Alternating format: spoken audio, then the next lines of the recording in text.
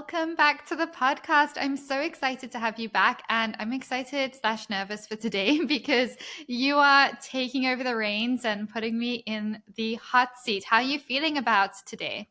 I am very excited to be on the other side and to be asking you the questions today. Oh my gosh, I love that so much. I'm super excited for these questions. I think the last time you were on the podcast, we were talking more about your story. So you have your jewelry brand, Pretty Steep. You're based in BC. And for anyone who hasn't listened to that episode, we'll link that in the show notes because it was a really powerful episode diving into your story. But yeah, I'm really excited for you to be diving in today. So I'm going to hand it over to you right away and we can kick this off. Okay, well, my first question leads naturally into kind of your introduction to me. We both live in British Columbia and neither of us are from here. So I'm really curious to know how you ended up living in BC. Oh my goodness. Yeah. This is such a good question. And, I was thinking about this the other day because when I was in grade 4, this was, I don't know, I think I was probably 10 or 11. I don't remember what age and grades people are. And I was in South Africa. I remember looking at a magazine. We had these National Geographic magazines at home all the time. And I would always like look at them and obsess over them. And I remember looking at this woman walking through this forest, and it was this lush green forest. And I remember seeing that it was BC, Canada. And I remember saying to myself, I'm going to live there one day. And this was like so like just like a childhood thing, being like, oh my gosh, this looks like the dream. And I never thought about it again, like never about it again. And then 2 years ago, well, a year and a half ago, I came to BC for a work trip just for 3 days. We were working on a project with another business owner, and I had a friend here, and I was just coming to like get some work done, explore all that stuff, go back and live my life, and also plan our retreat that was going to be hosted here. And I went back, was supposed to be booking my flights for a few months later to come back to Kelowna to host the retreat.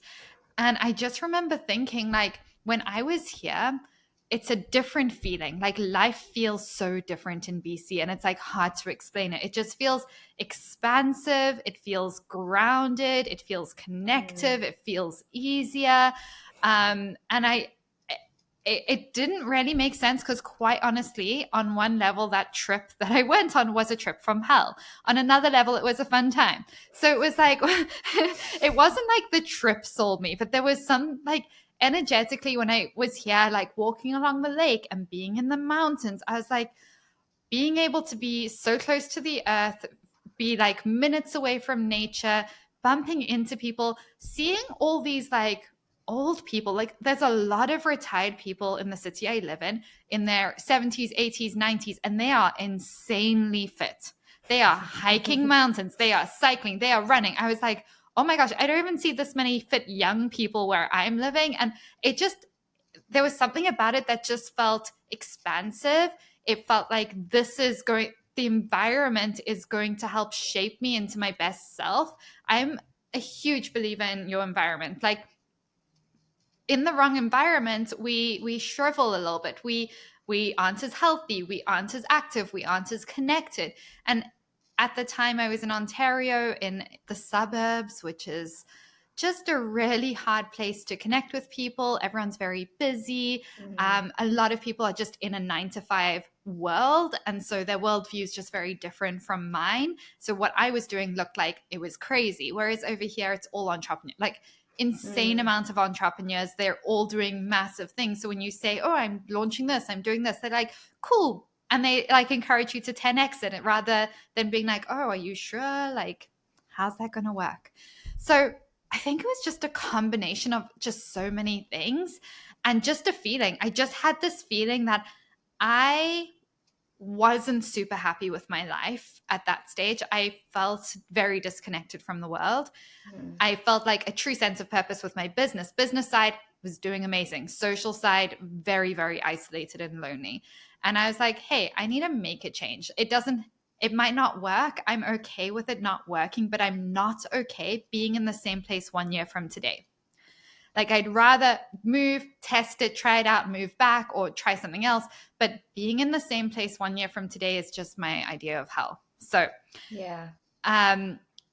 it was, yeah, it was the push I needed. And I'm very much a like make decisions quickly type of person. I think I've moved so many times at this point. I think I've lived in like 26 different homes. It's kind of crazy. So I'm used to moving. I'm used to uplifting and shifting things. And yeah, ended up in BC and I couldn't be happier. Like, Yeah. like it's a different energy. It's so grounded. People hike, like I hike multiple times a week and it's easy. It's a 4-minute drive to the mountains. I go to the beach every single day, sometimes multiple times a day in summer. And I see people like this morning, it's 1 p.m. now, but this morning I already have seen multiple friends just by chance, by bumping into them on my walks and chatted and met new people. And like, I have this like easy socialization because I'm not really into planned socialization. It drains me. So yeah, I'm curious if any of that resonates with you. Definitely. One thing that you said was that it was just a feeling. And I think for me, it's something I can't necessarily explain, but it's like, I felt really at home here, even just coming here for a visit. And it was a very like easy, I just felt like I wanted to be here. Yeah. I love that. I'm sorry, I'm getting a phone call and it's coming on all my screens all at once. It does feel like home. BC feels like home. So yeah, I feel very grateful to be here. And being in the mountains is just such a sense of peace. Yes, it's very powerful as well. I feel like Yeah, and it's actually so one thing I used to do before I moved was when it came to goal setting, I would go on a trip or like write my goals for the year and like the systems and strategies I'm going to implement in a place that felt expansive. So important. If anyone's listening to this in your studios, in your basement of your house, or your office is there, or your house, like whatever, your space doesn't feel expansive, do not write your goals in your space. Go to a restaurant, go to a coffee shop, go to a hotel, go to a new city, go somewhere where the energy feels expansive. You will think bigger. So yeah, being here, you just think bigger as well. Yeah, I absolutely agree. Yeah. Okay. Next question. I'm starting with the big questions, so they will they will ease off a bit. That's good. What is the biggest leap that you've ever taken, and how did you navigate it? Yeah, I think the biggest leap was definitely the shift from corporate to entrepreneurship because it was not something I had seen modeled. None of my family were entrepreneurs. Nobody was in business. Nobody knew the first thing about business. They were all in standard careers in the corporate world, had climbed the corporate ladder. And that was just like the way things had gone, or they were teachers. So I didn't have entrepreneurship modeled to me. I didn't have proof of entrepreneurs that I knew that had done well. I just didn't have any of that. And I was doing the corporate thing, building my career in the corporate world. And so I think that leap there was so many things that played into me becoming an entrepreneur, but I remember one of them was when I was marketing manager at this company and I loved my job, like loved my job for a season. And then something switched and it became very toxic to me. Like I actually would be emotionally like dysregulated and just really struggling on a daily basis from like other people's situations. Like not all corporate environments are very healthy. I was thinking about this morning. Some corporate environments are like emotionally abusive boyfriend, they are not healthy for you. And yes, you can learn to detach and you can distance yourself and you can stay in your lane and all this stuff.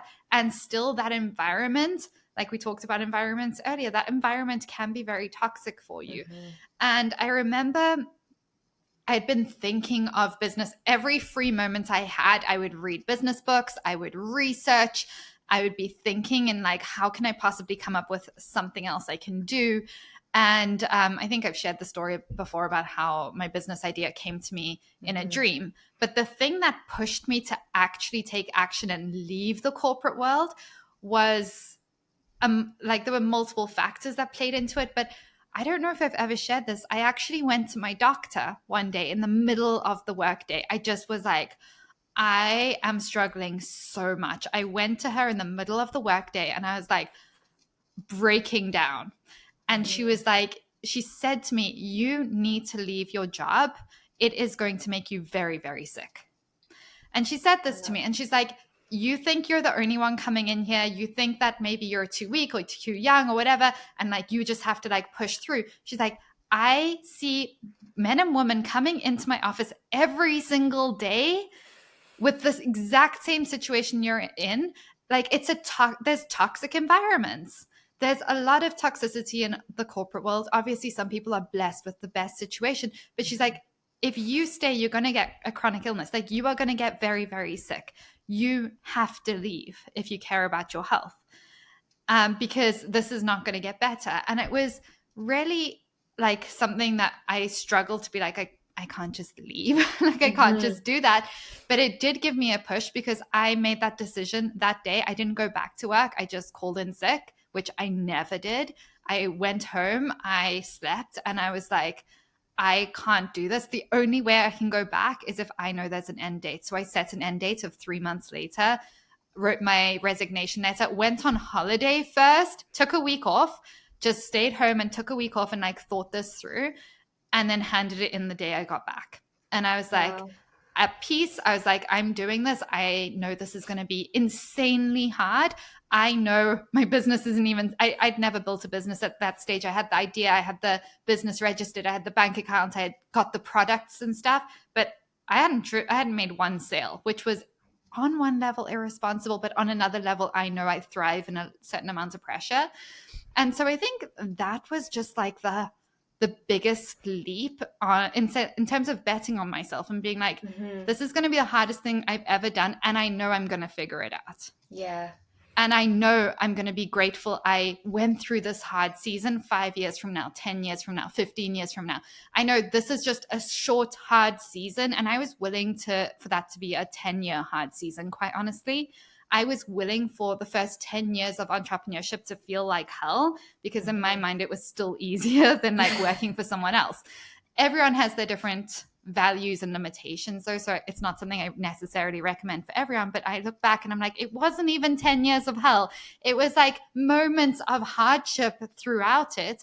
But there was so much joy. There was so much finding myself and reconnecting with myself and finding a sense of purpose again and, feeling more freedom in terms of owning my time. Like owning your time is such a big thing.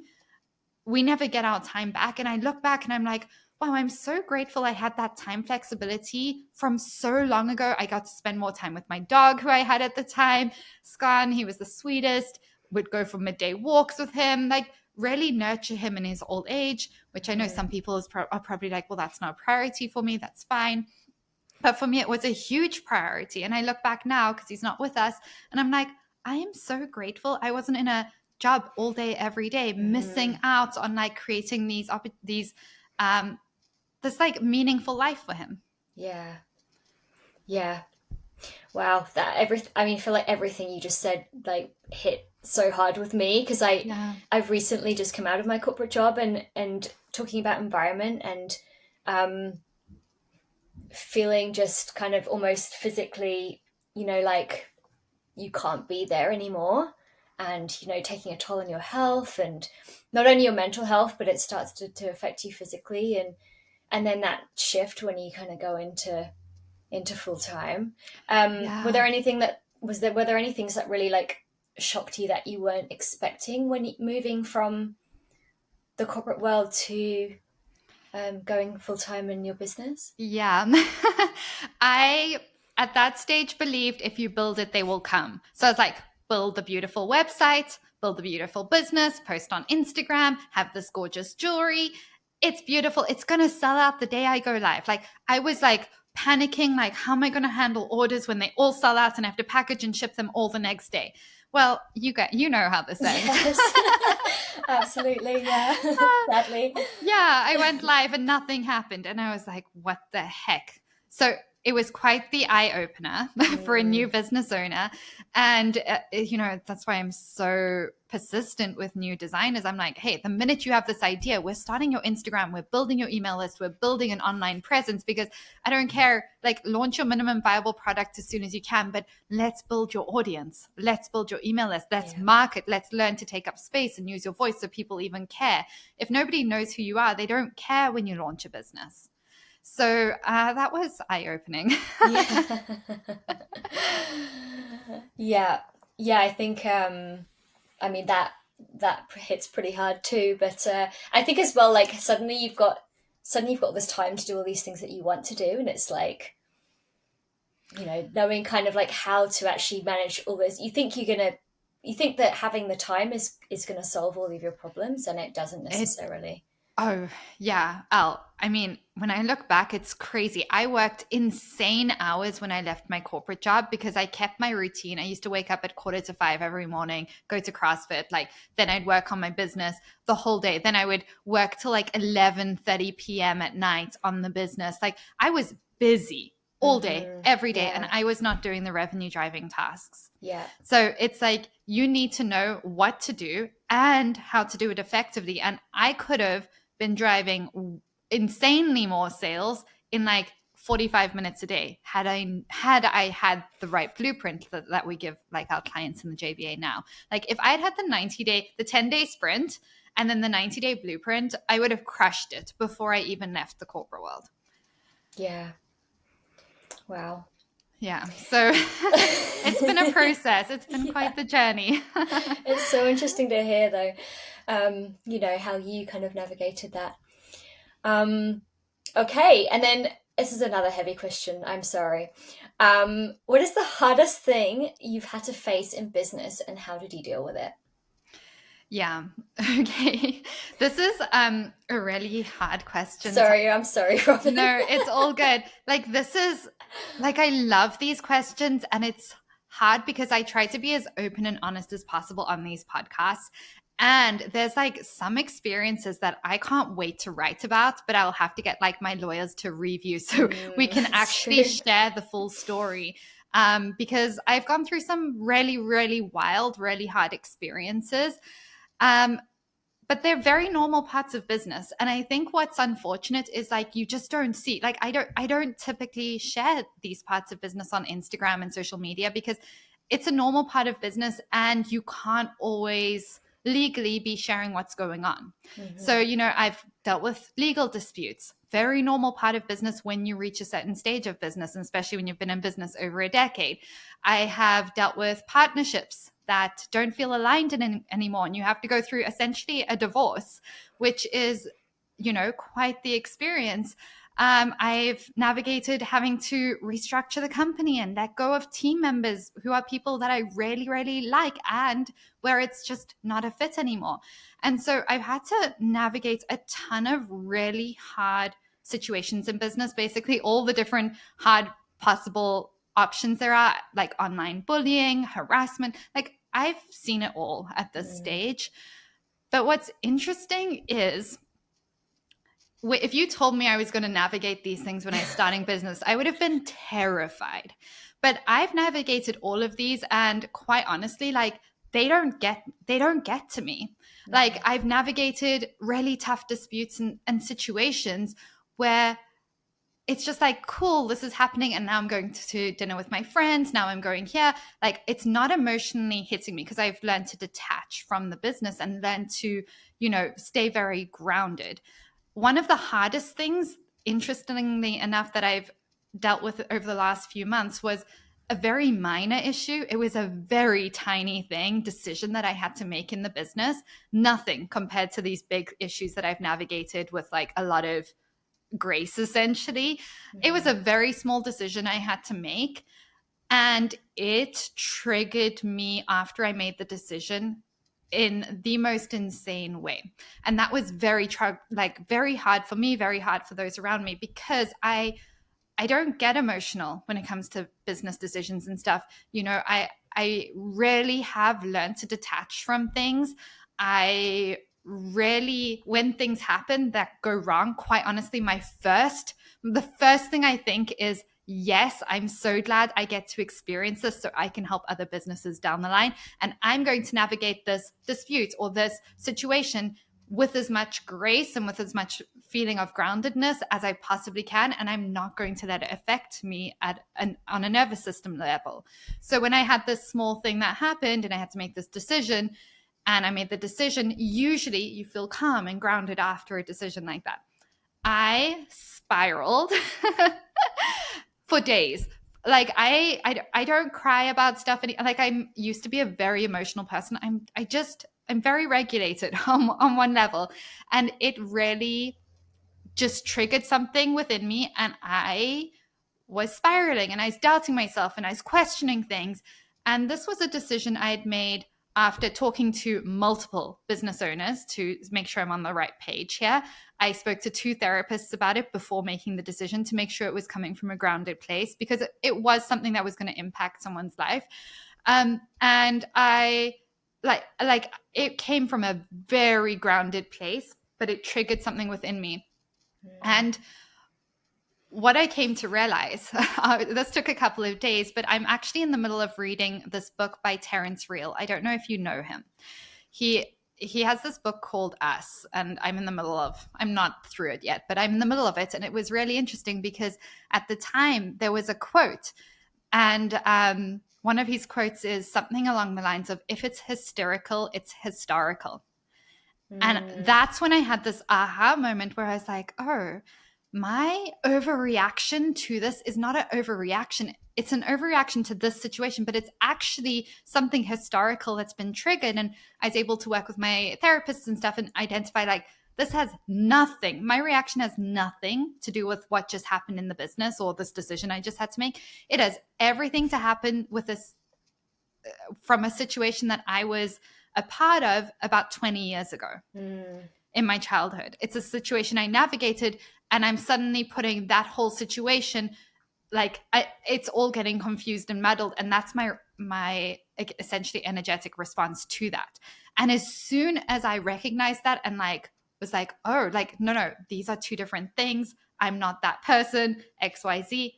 I was calm again. Yeah. And so I think what I've realized is that the hardest things I've faced in business is always my mental health. Yeah. That's the hardest thing, because when you are looking after your mental health, and for me, it's crucial. It's a non-negotiable, because I've had challenges in the past. I just can't afford not to. But when your mental health is strong and you're grounded and you're calm, you can face any challenges. Crazy people come at me, lawsuits, whatever it is, that whatever happens in business, failed partnerships, letting go team members, you can handle it. And you can handle it from a grounded place, and you can navigate it with grace and kindness, and you can handle all of that. But when your mental health is not there, when you haven't looked after yourself, and you feel fragile and you feel wired and you feel on edge, and something happens, you can spiral. And that's what's hard. Yeah. Does that make sense? Yeah, that's so interesting. And it's funny because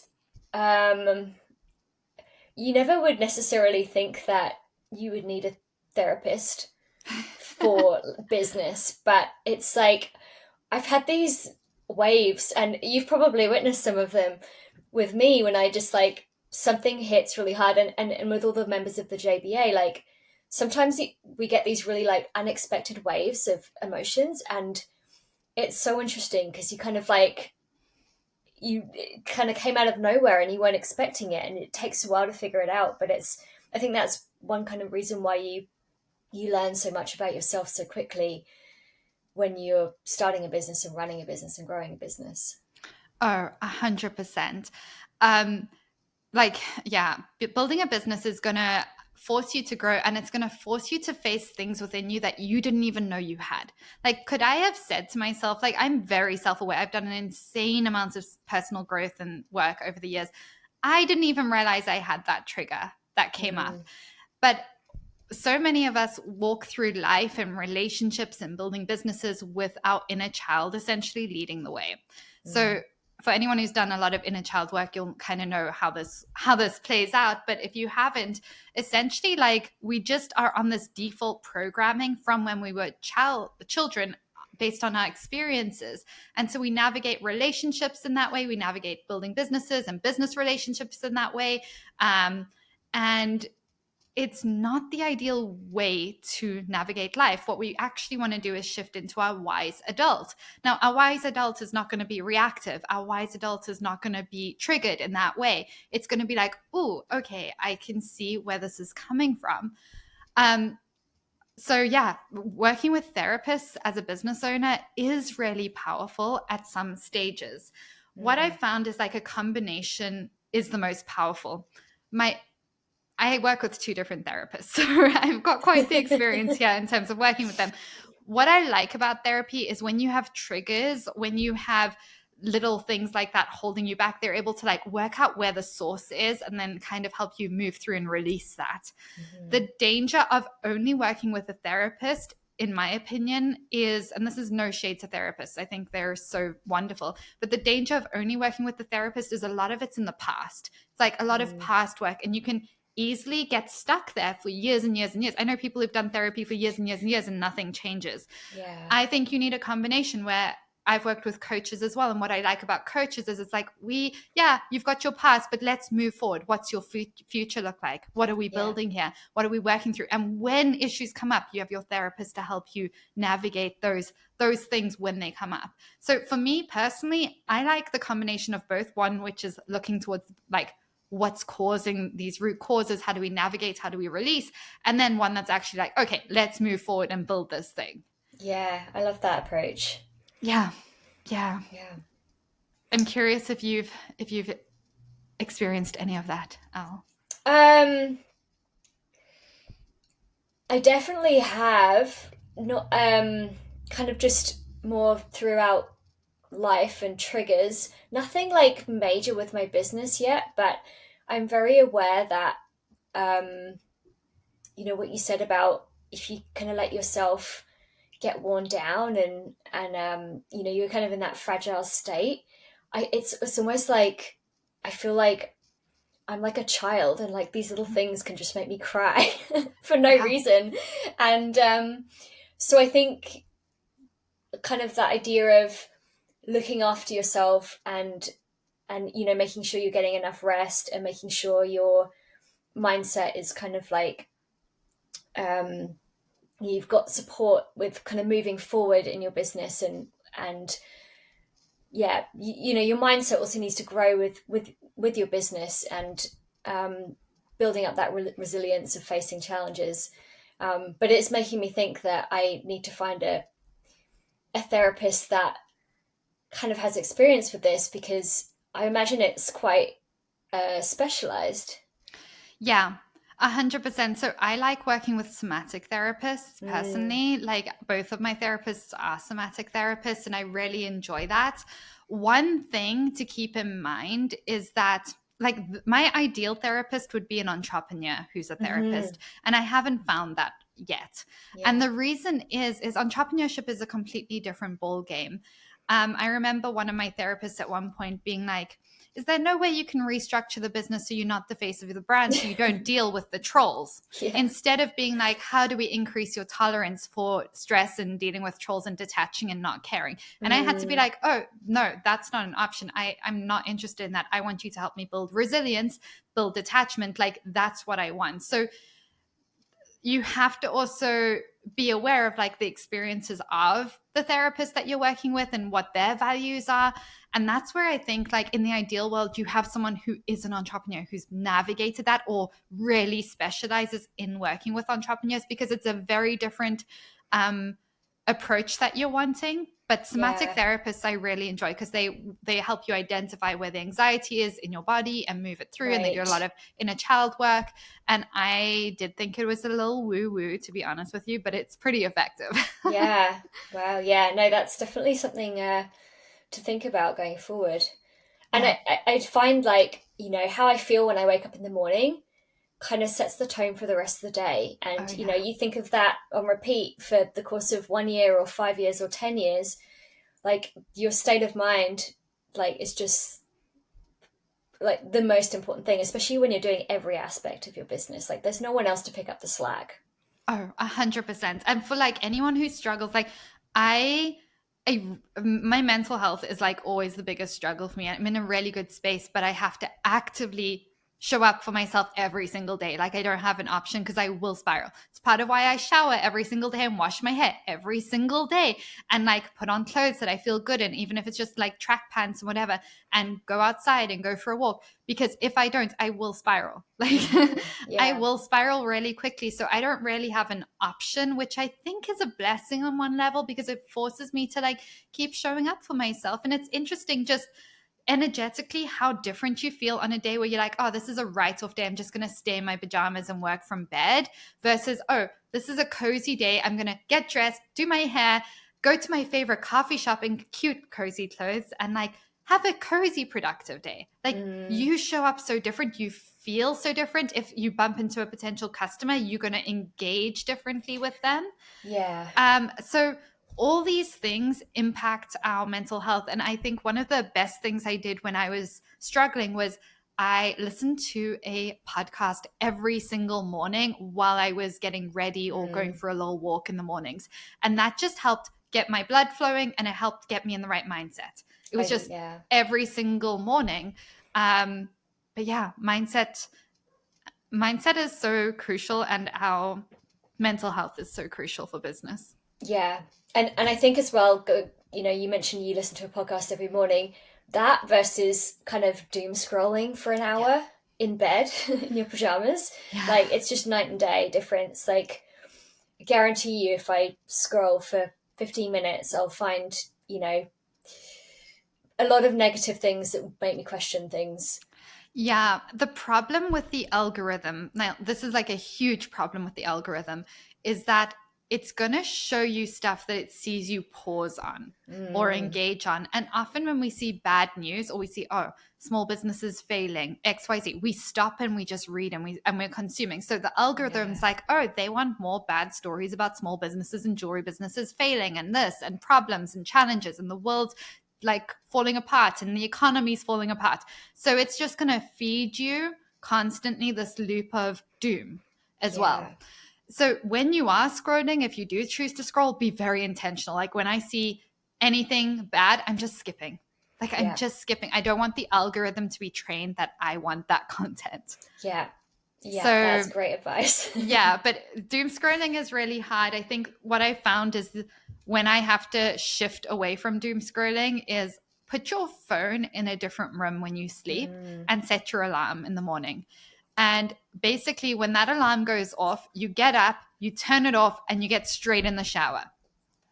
And then you can like put on a podcast when you get out, get yourself ready. Do not chill at home if you need to get out first thing and like just get yourself out the house as quick as possible. If you have to spend $800 a month going for coffees and breakfast at a coffee shop, it could be the best investment in your business because energetically wise, it gets you out the house, it gets you showing up for your business, it gets you focusing on your business first thing in the morning when you're typically more focused and energized. So a lot of people will be like, oh, I can't spend $7 a day on a coffee. You can. You mm, can and you should if you're a business owner. It's like that $5 to $7 you spend a day at a coffee shop or $20, whatever it is so good for your mental health. It is so good for driving connections. It is so good for training yourself to settle into work into different spaces when you're a full-time entrepreneur. Um, and it's not something you should skimp on personally. mm. Like accountants will give you a different piece of advice, but even my accountant's on board because I spend an insane amount at coffee shops, and she's like, "Oh, it makes you money. Keep doing it." Yeah. Yeah. It's great to recognize that, I think. Yeah. Okay. Next question. This is another hard one. Do you ever have to give members of the JBA difficult advice? Mm, yeah. This is a good one. So you've been in the JBA for a couple of years now, so you've probably seen this play out. But I do have to give people difficult advice, and quite honestly, I see it as a core part of my job. It's not something that's kind of optional, or if I feel like it. It's like core part of my job, and it's something that I really like have integrity around. I love my clients. We get very close often, especially the clients who come to the retreats and stuff. They kind of like friends, but at the same time, like I'm not being paid to be someone's friend. I'm literally here to help you achieve your potential. And so that's just my responsibility. And so I have to be like really diligent about telling clients what they need to hear and not necessarily what they want to hear. Now, because I've done this for so long, when in the beginning when I was coaching, I remember I would tell people what they need to hear in a way that really triggered that inner child who's wounded and is like, oh my gosh. And it's not a really productive way to present it to people. And so obviously over the years I got so much better at doing this in a way that I'm presenting it in a way like firmly, here's what we need to look at, but also in a way that doesn't trigger that inner child. Yeah. And that is a way that I've found to typically get the best results. So, sometimes it looks like I'm calling out patterns that are quietly sabotaging their growth. They're telling me they want to be full-time in their business, but they're not showing up and they're not sending emails and they're not doing Instagram and they're not committing 30 minutes a day to their business. Sometimes it's like they are telling me they're tired and they need more time, XYZ, but they just will not put that job posting out or hire that team member or do XYZ, or they won't book time off and get some blank space in their calendar. Sometimes, quite honestly, I've had clients where their effort doesn't match their expectations. And so you have to call them out on that. Because building a business does require work. It does require you showing up. Sometimes it is shifting them out of that victim mindset where it's like, oh, well, this isn't going to work for me, or poor me, I'm a business owner, I'm a starving artist, XYZ. None of those, that belief and that victim mindset is very damaging to society, like very, very damaging. I feel like I could do a whole podcast on this, but when I see like even the government and stuff putting people, like framing people as victims, it's extremely damaging to them and to their businesses. Yeah. Small businesses are not victims. And any business that believes they're a victim is going to play out what that looks like, which is eventually shutting down. And so helping clients shift from that victim mindset, which does happen to all of us at some point sometimes, into that empowered CEO energy where it's like, I understand that I'm in control of my business and my results. That's the most empowered place you can build from, because then you go and you show up with resilience, you show up with grit, you actually do what's required and you keep going until you get the results. Someone who's in a victim mindset is like, oh, the economy sucks and nobody's supporting small anymore and nobody has money, and how am I ever going to make money doing my art?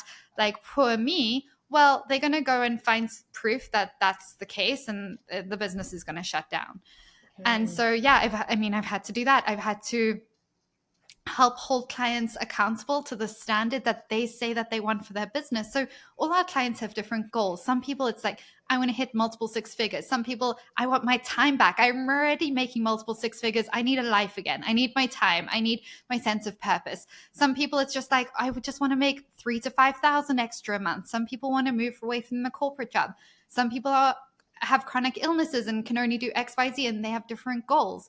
So depending on their goal, depending on their energy, this is why we do our group coaching calls, because I'm like, hey, the course is going to get you to a certain point, but without the coaching and the like being able to hold you accountable to like the standard that you're saying you want, it's hard. So yeah, I think those are the main things. The other thing that sometimes comes up is just redirecting clients when they're getting in their own way without realizing it. So we have a lot of that.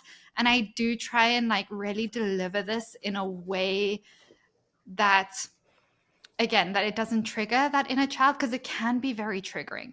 I'm not going to Yeah. not say something in case it triggers something. I'll never hold back, but I do try to deliver it in a way where, I'm sharing it compassionately. I'm asking them, do you want this feedback? Are you ready for me to give you the hard hitting feedback? Do you not have capacity for that today? And at the end of the day, my job isn't necessarily to keep them comfortable at all. Like I don't Yeah. I don't need my clients to be comfortable.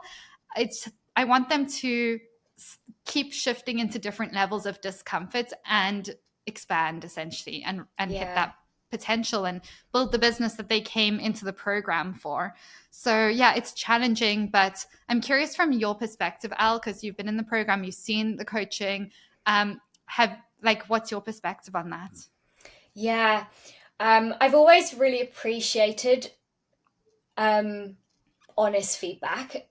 I can be like brutally honest myself, and sometimes I'm like, oh, do I say this? But I think that you approach it in a really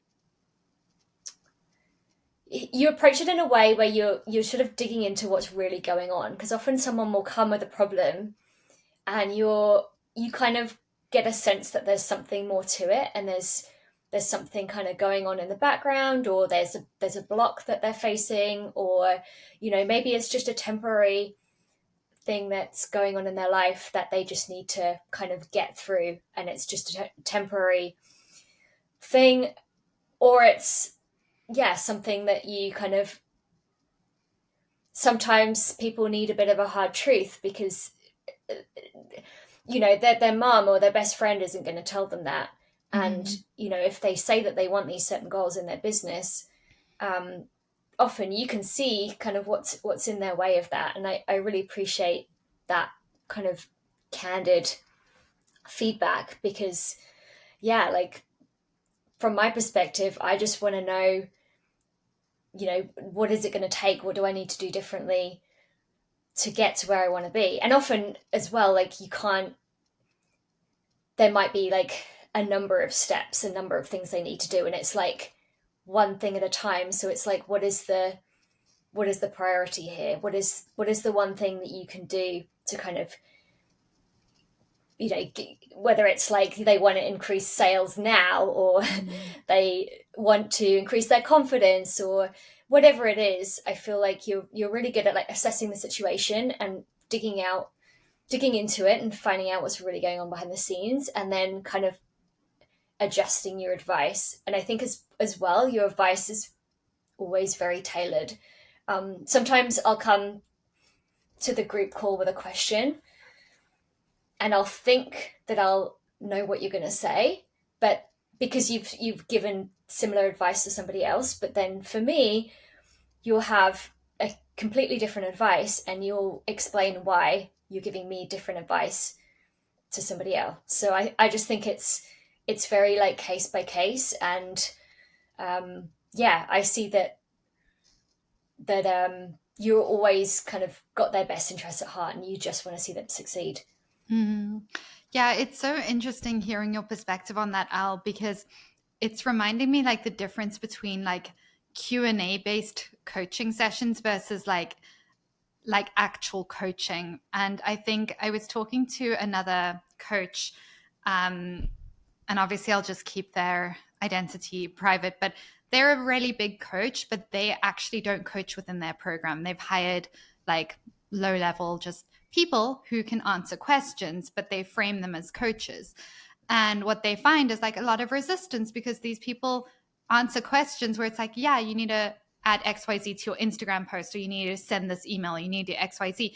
And answering questions is one part of building a business. But the harder parts is like working through the blocks and all of that Mm-hmm. comes up with it. And that's why you actually need coaching, not just Yeah. your questions answered. Like you kind of need the combination of both. So yeah, it's really interesting hearing your perspective. And I just love that, you're so open, and all our clients are really open to growth, and they're really open to having uncomfortable conversations, and being told they need to, be more like, it's vulnerable coming and showing up, but because everyone's vulnerable, it makes it easier for everyone to show up and then actually Mm-hmm. like work through that. And then also when you're listening to other people, you're like, that's me as well. So Yeah, it helps build momentum, I find. absolutely. Yeah. And the other thing I see all the time, and I've experienced it too, is you'll tell someone something that they don't want to hear or they don't want to do.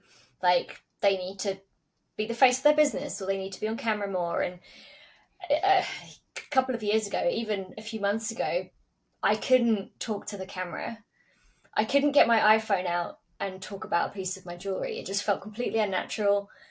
Um, and it's weird. It's weird. And I remember you telling me I needed to do it, and I just couldn't do it, and I couldn't figure out why. But kind of like little by little, you start to show a bit more of yourself, and then as you get more passionate about what you're doing, and as you throw yourself kind of more into it, it just becomes natural. Like you're excited about something, and it's like how you would like call a friend and be like, hey, just made Yeah. this new piece or this new collection, or I'm doing this event or whatever it is, and you're excited about it and you want to talk about it. And it's just interesting to see, like, with so many bits of your advice, there's initially resistance, and that they can't ever see themselves doing that thing, and then a few months later you're like, oh, I see they're doing it now. Oh yeah. No, it's that's so true, Elle. And that resistance is normal. Like we're quite honestly, I expect it. We know there's resistance in like for everyone, it's different things. For a lot of people, it's being the face and getting used to being on camera and showing up. And that's where it's like, hey, we take small tolerable steps depending on where you're at. So everyone like kind of does it at a different pace, but it's not something I'm going to be like, oh, you don't like it? Okay, we'll never do that. No, I'm Mm, like, you don't like it? Okay, we'll do XYZ, but we're going to practice and we're going to slowly put in the reps and we're going to keep checking in and keep like trying to push you out of your comfort zone because this is going to build your confidence. It's going to grow your business. It's not something that we're doing for funsies just to make you uncomfortable. It's actually going to be transformative in the long run. mm, So, yeah, I love that. yeah, awesome. Okay. Okay, this is kind of like moving on to a bit of a different tone. What do you think has changed in the kind of small jewelry business world in the last few years? Ooh, this is a great question. Well, it's obviously it was always saturated. It is very, very saturated. But I think when it comes to the actual like jewelry industry and like growing your business, I think Instagram and social media has become even more powerful and it's become the key way for people to discover your brand. For the over the last few years, in the past, people used to put time and energy into things like SEO. I can't tell you what a waste of time, energy, and money SEO is in the world we're living in today. It is virtually impossible for you as a small jewelry business to stand out and compete with Majuri, Pandora, Amazon, Etsy, Tiffany's, all of them, the big fast fashion brands who have multi-million dollar ad budgets. Like you literally can't compete with them when it comes to SEO, but you'll get people trying to sell you SEO courses and stuff because SEO scares people because it's something they don't understand. It feels Mm, legit. It feels like that's what I need to do. And so people invest a lot of time, a lot of energy, a lot of money into like learning things like that and trying to implement. But it's not going to be the game changer for your business. Instagram, more than ever, is like the key platform for driving connection, Instagram and TikTok. Driving connection, becoming well known, nurturing customers, and then sending them straight to your website. mm, Um, and I mean, when last, like customers just don't type in dainty gold meaningful jewelry into Google. Doesn't happen. They know what they're looking for. They know exactly what they're looking for. They've mm, already connected with the brand on social media. They've got to know them. They've got to build trust. They are not just typing something random into Google anymore. Obviously, there is an element of SEO when it comes to your content, which is new. So your content is SEO optimized. And so AI and search engines like ChatGPT can actually, like, mm, that's beneficial. But yeah, Instagram's so crucial. Selling on Instagram lives, crucial. It's become more and more powerful. We have lots of clients that do an incredible job selling on Instagram lives. I think more and more the world has shifted away from business type content. Like we don't care that it's a business. We want to see you. We want to see you, like follow you, your journey. We want to feel like we're following Elle. We're following her journey and her bikes and her mountain hiking experiences and her experience being chased by a bear and like all these crazy things. And we want to see your jewelry and the experience behind it and the stories behind it and how it makes you feel and your interactions with other people who are buying it and wanting to wear it. And so I think over the past few years, it's shifted, like the importance of social media has shifted so much. It's so powerful for driving sales in your business. And if you're not driving sales, it just means you're not doing it right, or you haven't been doing it long enough, or you need to refine what you're actually doing. So those are the only three reasons why it's not doing well for somebody. And I would also say there was a shift away from in person, obviously, over COVID and stuff. But now more than ever, opportunities to connect with your customers in person are extremely powerful. And big brands are doing it. A lot of brands are doing it. A lot of brands are opening actual boutiques, physical boutiques. We have a couple of clients who recently launched their boutiques. And so there is this move to a lot more in person in addition to online as well, because it's driving more connection, and connection drives sales. Yeah. Like connection drives sales. That's why Instagram is so powerful. Aesthetic pages where it's like your jewelry's all perfect photos and stuff from photographers, it's not gonna hit. It looks beautiful. It looks pretty. It gets you that certain ego boost that this is a legit business. It doesn't feel easy to connect to as a customer. Yeah. Like, it's really interesting when you look at brands that are crushing it on social media right now. You know, the brands that are crushing it are showing up unapologetically. They got their walls down. They show up no matter how they feel each day, or they're batching their content in order to do that. But they talk to people like they're a real person, like it's you and me chatting face to face. They have fun with it. They entertain. They share real stories. They're not performing as much, if that makes sense. Yeah, one thing I've noticed with like bigger brands, like I'm not is they're actually trying to appear more personal and smaller, which is just so interesting to me because like small brands spend so much energy trying to be professional and trying to appear like a big brand, and then the bigger brands because you know people are just like so hungry for connection. People are probably lonelier than ever. Oh, And yeah. People go on social media to connect.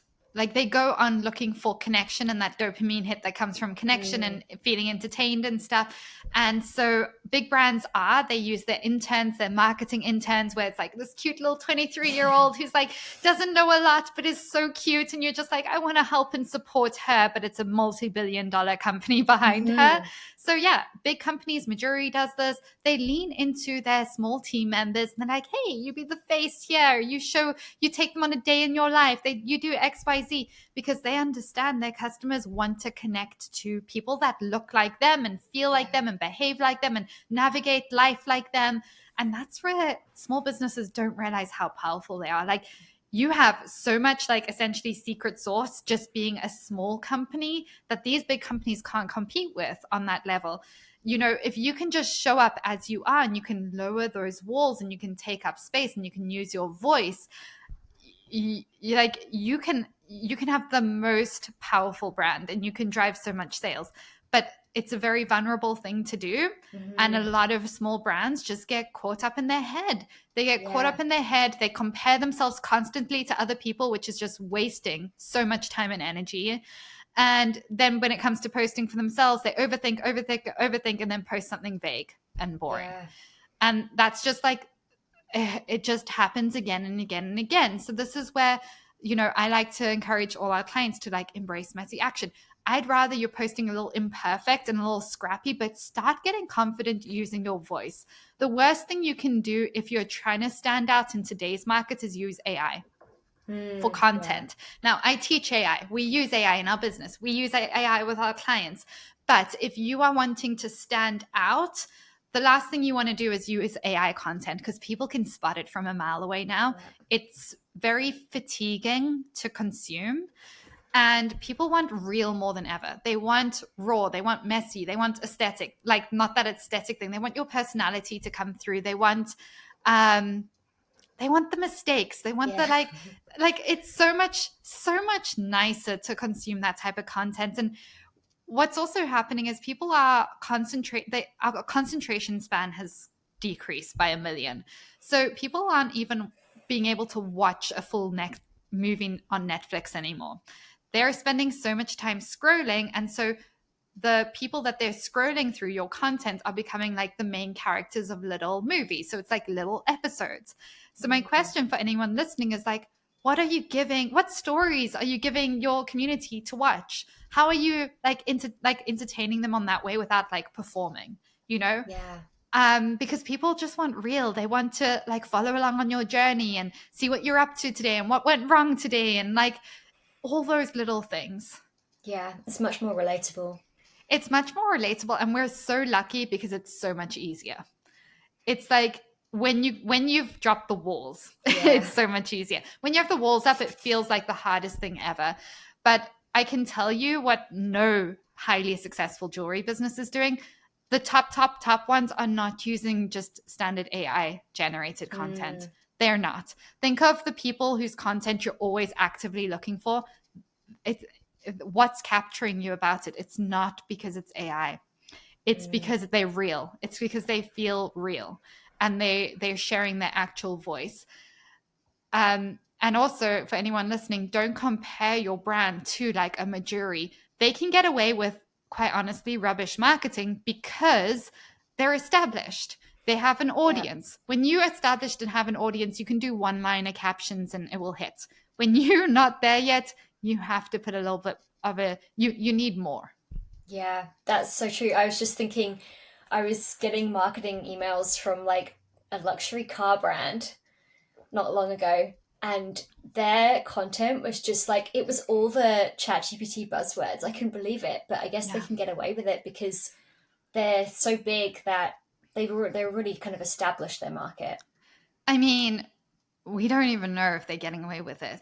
Maybe that's true. I was just, I mean, That's I the find thing. it You off-putting, but yeah, we assume, but the thing about cars is it's like men buy cars. Well, I know women buy cars as well, but it's a different audience. So for jewelry, especially, like people want that one-on-one aspect of it. yeah, That sense that it's coming from Elle and her little business in BC, and it's so cute, and I love this about it, and it's so real.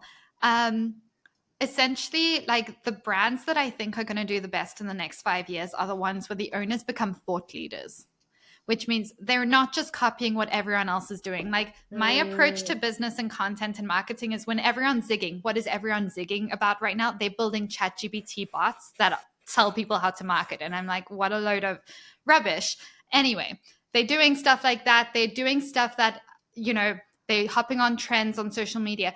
Every time people are zigging, I'm going to zag mm, because that's how you stand out. yeah, You don't want to be doing, especially if you see, oh, everyone's just using ChatGPT now and they're pumping out 6 posts a day and it's awesome.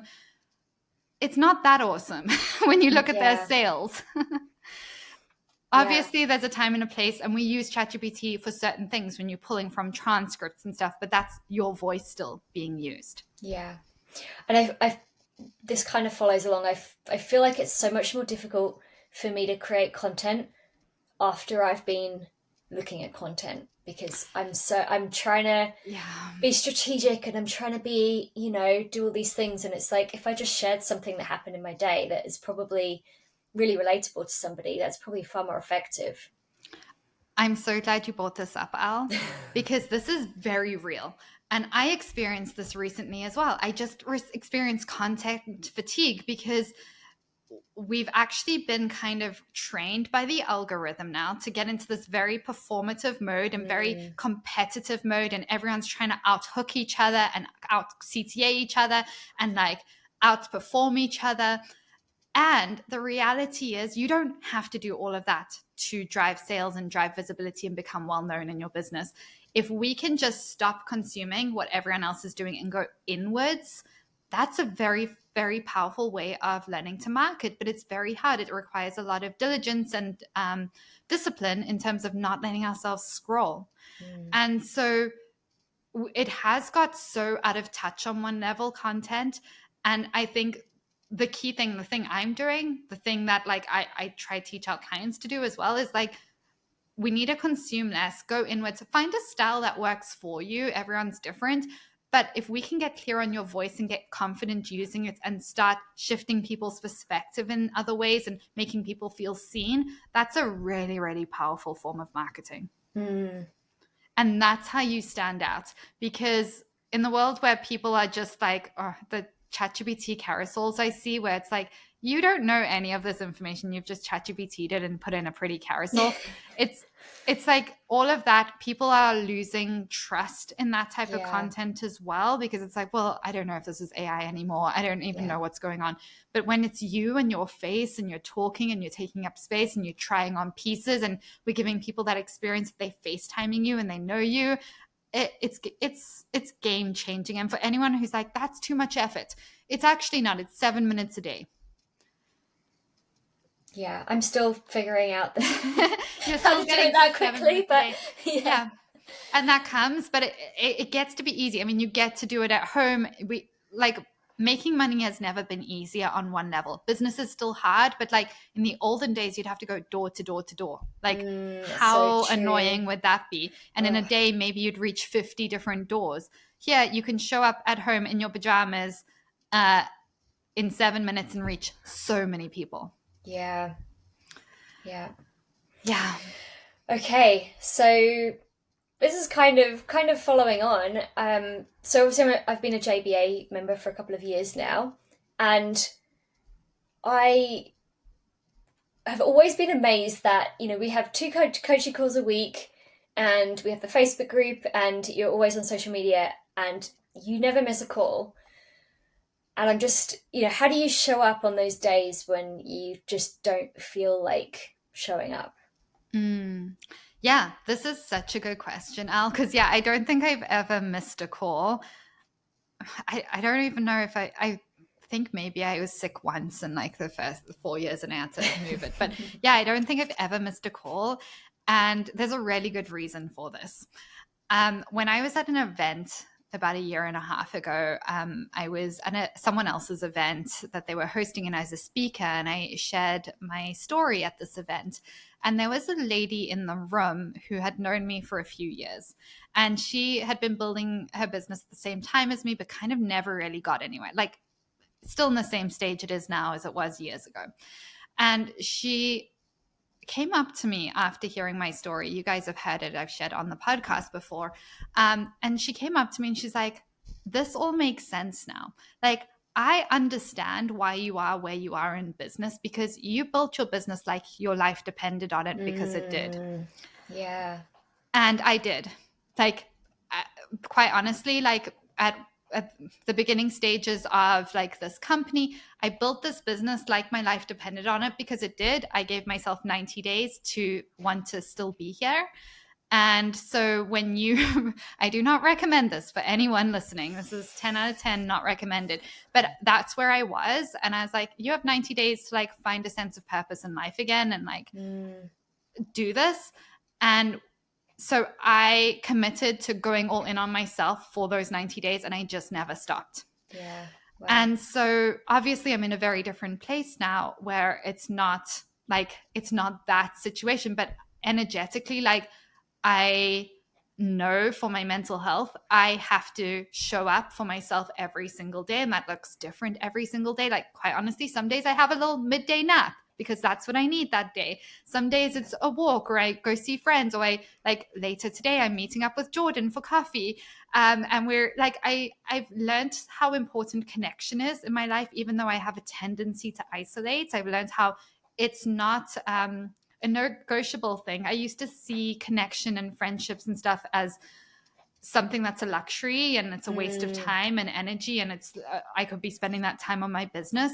I've come to realize how it is literally a requirement for my energy, and my energy is a requirement for my business. So I am very like, I take it seriously, all the things that help make me a happy, healthy, energized human being. And it's not always easy. Like, I still have days that I struggle, but I'm like, I know I need connection. I know I need gentle walks. I know I need to lift weights. So I know I have zero motivation to lift them on my own. So I go to this gym class where they lift them with you for 45 minutes. I know that I need to get out the house every single day, which is part of why I have a crazy matcha latte budget right now. It's like, to me, this is a part of my mental health. My Yeah. mental health is the biggest thing that impacts my business. And so I never miss a coaching call because, number one, I think it's a form of integrity. Like, my clients pay me a lot of money to work with me. It's like, a lot of people, I know what it's like to wake up in the morning and just feel down and feel lost and feel like, thank goodness I have a call with Robyn in 2 hours, and to be waiting for that, and for someone to cancel that, like, I just would never do that, because I know what it's like to be in that space. So I'm like, okay, I have people who need me to show up. So I do what I need. If I wake up on a day where I am lower energy or I didn't sleep very well, I'm going to look at my calendar for that day, and I'm going to cut anything that isn't client related. I will never cut my clients, never. But I will look at team meetings. Okay, not doing that. Podcast recording that was just with me, cutting that.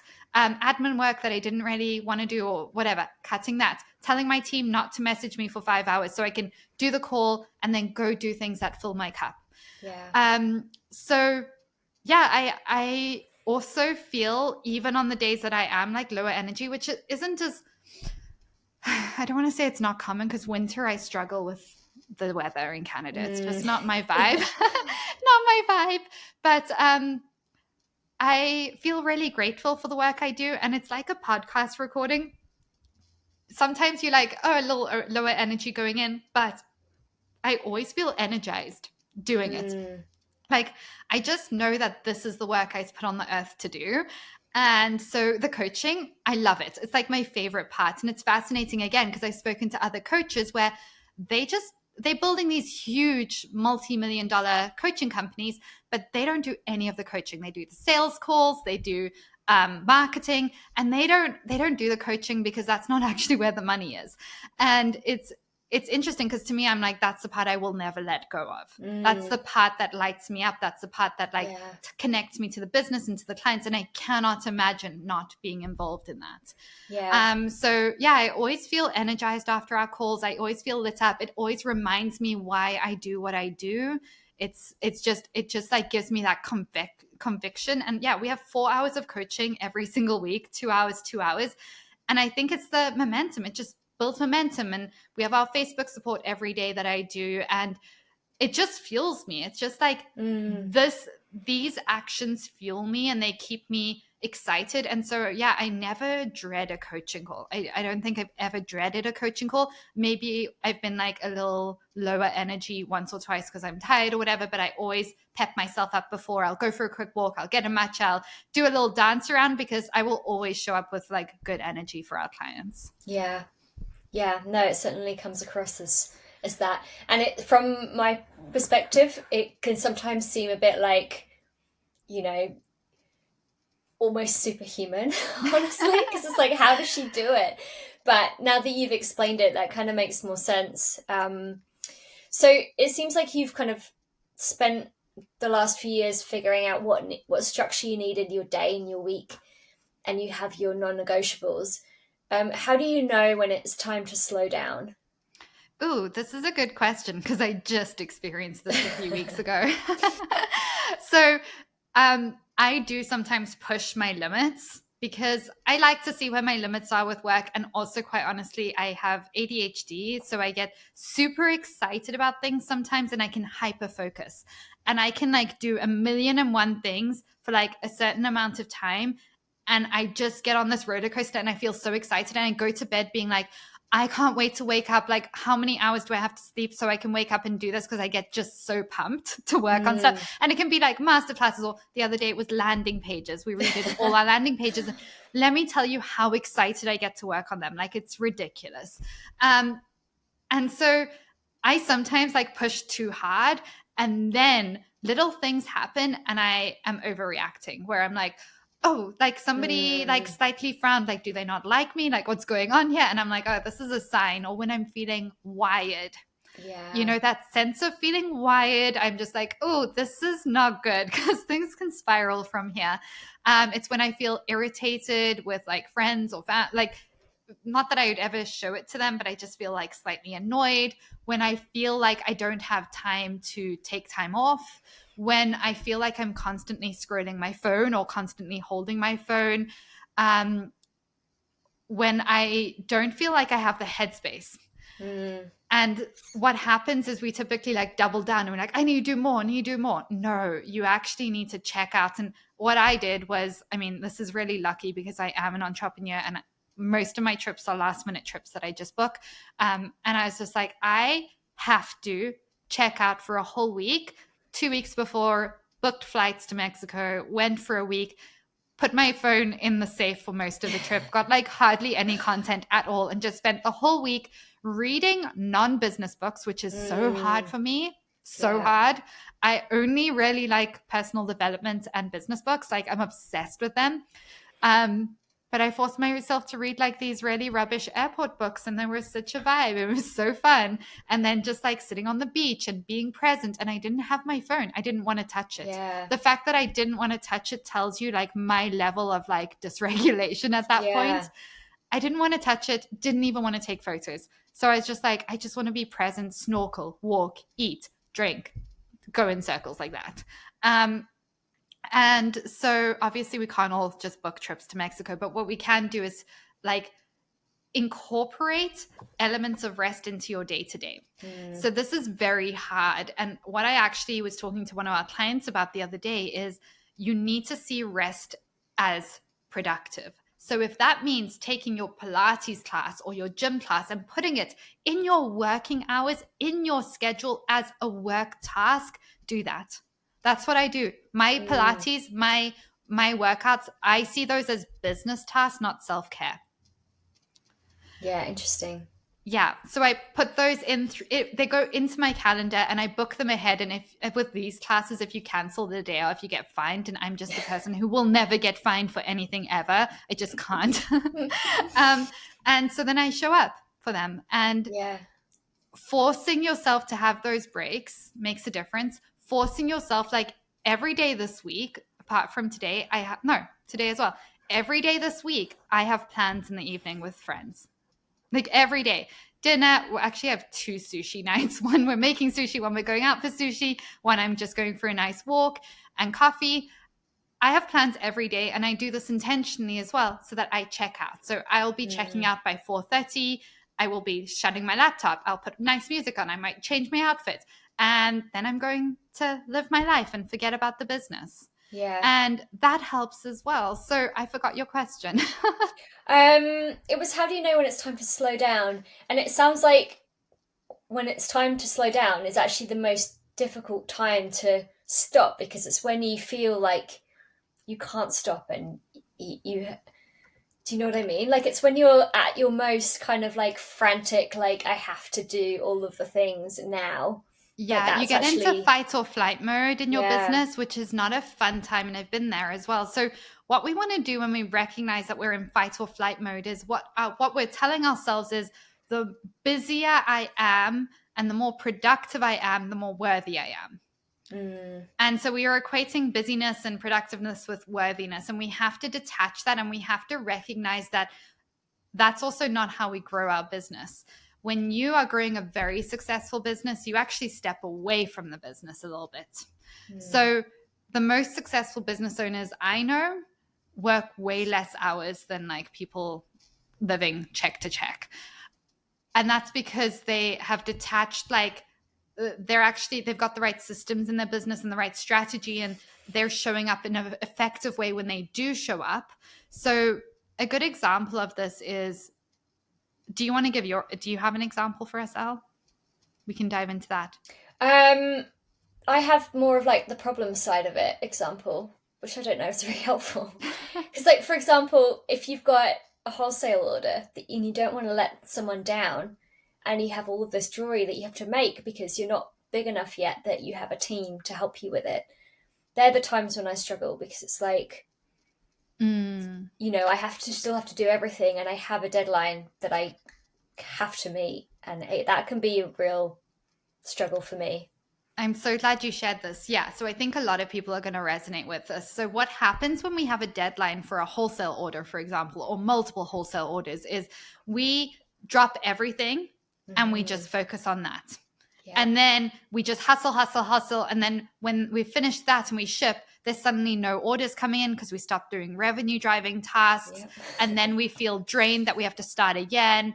And it just turns into this like not a good Mm-hmm. cycle. So this is where it's so important to not drop everything. Like number one, set timelines that make sense for your energy and your business. So if that means saying to people, hey, wholesale orders are a 6-week lead time or 7-week lead time, or hey, you've placed a big order. Here's what we're going to do. We're going to ship half of it in 5 weeks and the other half is coming in 3 weeks later. We can do that. We have to not put this crazy pressure on ourselves that's unrealistic, that is going to push us into distress mode. Yeah. Then when the order comes in, we don't drop everything and make it. We focus on those revenue driving tasks each and every day. So the important things typically get dropped and the urgent things come first. But I don't want you to do that. I want you to focus on the important things first every single day. So that means we're doing our revenue driving tasks, Instagram, email marketing, anything that we have to, reaching out to stores for other orders. Then we have in our schedule on a weekly basis, like, here's when I'm going to make that order. And maybe it's like, okay, well, this is a big order. I need more time. So we're going to maybe move some stuff around in our calendar, but no, we're not touching those revenue driving tasks, which only really take 45 minutes in the morning. Yeah. And it takes a lot of discipline to do that, but it's so crucial because otherwise you feel frantic, you feel like you're rushing, you feel behind because you're not doing the other tasks. And then when you've shipped the order, you don't have other orders coming in. Yeah. Yeah. So, yeah, when that's happening, it's a sign that we need to slow down. So we need to, number one, write out a list of all the things that we need to be doing in our business. We have to put it in brackets next to every single task, the time needed for every single task. Then we have to work out what's urgent and what's important. And then we have to work out the priority of all of those and then actually go and put them into our calendar. And then we also have to look at like, okay, well, it's time to slow down. So what am I doing to do that? I'm going to set a clear end date to my day of 3 p.m. every day. So I can go hiking every evening because that is going to fuel me. Yeah. And a lot of people work to the point of exhaustion, then try rest. No, I don't want anyone doing that. I want you working to a point of still feeling energized for your day and go and do something to relax, whether that's going for a hike or whatever. Not waiting till you're wiped out, then doing it, because then it's just too late. It's interesting your approach because, you know, I listen to a lot of business podcasts and people, you know, they'll talk about how they haven't had a day off in 5 years and they worked 7 days a week and they had no social life and they, you know, gave up all of these things for so many years to get to where they are. And a lot of people kind of make it sound like that is what is necessary to be successful. Yeah. And I fell for that trap. I did that for 2 years at one point many years ago. 2 years, I think I went for like 3 coffee dates with friends in 2 years. That was it. And I just saw my family and went to the gym and stayed at home and worked on repeat. And I worked 7 days a week. Like I fell into that trap, but part of it was my environment. I had tried making friends. I'd tried connecting with people. I tried meeting entrepreneurs. My environment was not conducive to making that happen. And so I kind of just gave up. And I was like, well, let me focus on my business. So sometimes you just got to do that, but it's not healthy and it's not recommended at all. Yeah. At all. Connection is crucial. And it's, again, like it comes down to one of these things. I was talking to a business owner the other day who's dealing with their first lawsuit. Somebody's suing them. And I had to be like, oh, that's super cute. This is your first time like dealing with this. This is like, welcome to the club. Like, this is really not a big deal. And the relief on their face, and they're like, oh, like, this is something you're laughing about. And I was like, yeah, like, this is literally not something to worry about. And it's like one of those things where it's like that community, not only is it going to help you just feel connected and excited about life, but it minimizes the things that we build up in our head that are these big monsters. It's like, no, Like, that's just part of business. Welcome to the club. And suddenly it's like you feel lighter, you feel more energized, you feel more fuel to show up in your business. Yeah, that's so true. I think as well, especially if you're selling a product like jewelry, um, if you're doing events and such, you you can't be showing up drained and resentful of your business. No, not at all, because customers can feel it. Mm-hmm. And that's where we have to, especially in like the busy seasons, you have to prioritize your energy. You have Mm-hmm. to. It has to be a non-negotiable. And unfortunately, what happens for a lot of women, especially, is we feel so much guilt about looking after ourselves and resting, and we just can't connect like the dots of that's an essential part of business. And so a lot of business owners wait till like their body shuts down. Like, Yeah. their body says no. I have a client who would be okay with me sharing this because she tagged me on Instagram sharing this story. But we spoke. I said, you have to take today off and you have to schedule downtime this week. She didn't. And she messaged me 5 days later. She's like, I'm in hospital. It's happening now. And I was like, I mean, it's so unfortunate. But if you don't listen to your body's going to tell you what to do. Yeah, that's so true. So you have the option. And it's hard to be diligent about it. But it's not really a negotiable thing for me. Mm-hmm. Yeah. Yeah. Yeah. Elle, I know we're like way over time Yeah, here. I noticed that too. I'm carried do away. you do you want to wrap us up with one more question? Sure. Um, Um, okay. Okay, this is a bit of a cheeky question, and I want you to be very brutal with your answer. So if I'm you ready. took over my business for a day, Yeah. tomorrow, for example, what is the first thing that you would do? Oh my gosh, I would love to do this. It would be so much fun. Um, okay, so this might not come as a shocker because we have spoken about this, but you have an incredible brand. You know, Pretty Steep is an incredible jewelry brand where your pieces represent, like, you have the Whistler Mountains, you have pieces for people who are mountain bikers and hikers and dog lovers and all of this. And you are showing up consistently on social media, but you have a wall up still. And we've been Mm, working on lowering it. There's this wall where it's like I'm checking the boxes and I'm showing up, but I'm showing up politely.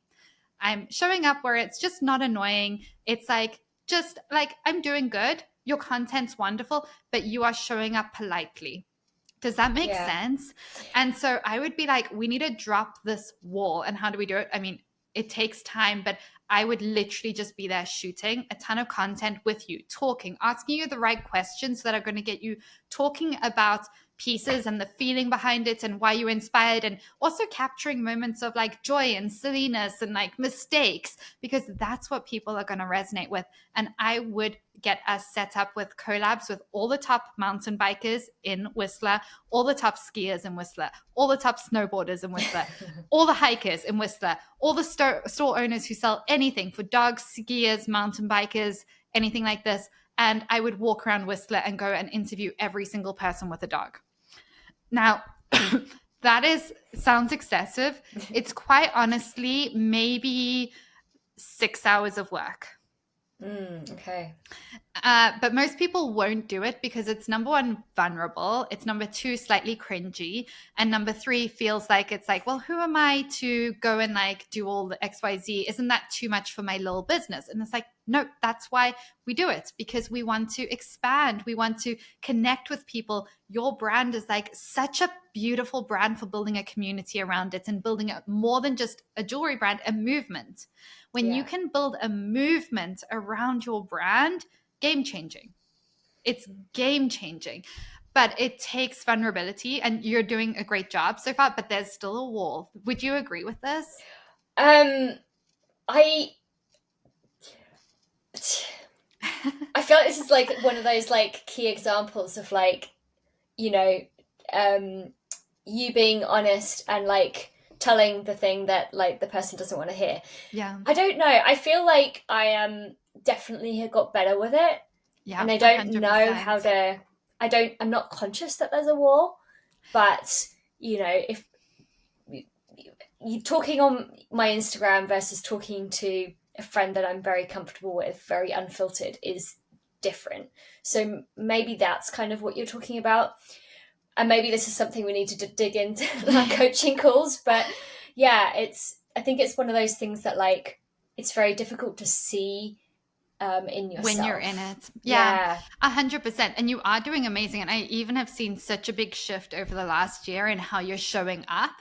And for everyone, there's always layers and things that we can peel back. And I will give you an example. I have a very good example for you, but I just Okay. can't share it on the podcast. So sorry, everyone listening.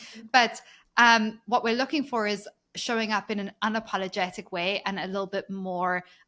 The content you're sharing now is great, and we want the stuff that you're not sharing. I bet you already have half of it on your camera roll, and it's sitting there and it's just not being shared Probably, yeah. potentially. It's probably the But stuff I cut. there's a difference. There's a huge difference between brands that show up and check the boxes and show up politely, and they can do very well. But brands that like are unapologetic and almost to the point of annoying, where you feel like you're being annoying. Do you feel like you're being annoying? No, and that Yeah. is, I will admit that I don't want to like be annoying. Yeah. So when you feel like you're being annoying, that's when we're hitting. Okay. Yeah, because it's not annoying to your ideal customers. It's just like, yay, I want more of Elle. I want more, more, more, more, more. Customers who love you and love your brand, they want more. Okay. And those collabs, game changing. Yeah. Like, yeah. So I don't know, come to Kelowna or we'll fly out to Whistler and we'll make it happen. This has been so much fun, Elle. Thank you so much for joining me. I don't know if you had a quick, short question or where. Sure. I've got one that's like kind of not work related actually. So I've heard over the years in various podcast episodes and having met you in person, you mentioned a love for animals. You mentioned your dog on this podcast, and you've also mentioned horses. And I'm just wondering if you can see kind of animals in your life and future. Yeah. Yeah, 100%. 100%. I've always had animals in my life. This is the first season of my life that I've not had animals. I've had cats growing up. My cat lived to like 18 and had lived in like 5 different countries. My dog was like 17 and a half. Also had multiple dogs growing up, had rabbits, had just everything. Like I had 26 rabbits because they had a lot of babies at one point. So I've been surrounded by animals my whole life, especially growing up in South Africa. Like it's just there's more space and it's just easier. And then horses were a huge part of my life in my early 20s as well for a long time. But this is my first season of life without an animal, and it's been very intentional because you get like dog lovers and then you get dog lovers where it's like to the next level. That's me. They're like family. They're closer than family. They're a huge part of my life and my world will revolve around them. And it limits my traveling because I'm not just going to put them in a kennel. Like I need family to be like, come and stay and look after them because it's like obsessive.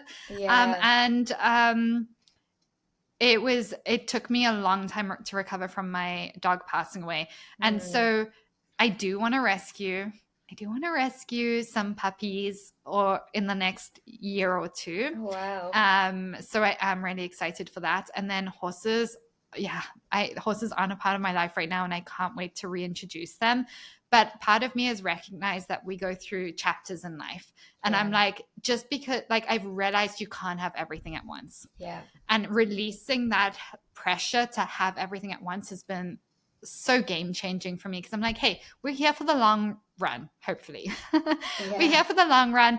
I can see if I get my first horse age 60, which is kind of where I'm at right now because life in Canada is so intense. I kind of want to travel for the next few years and I won't travel as much if I have a horse yet. I just wouldn't do it.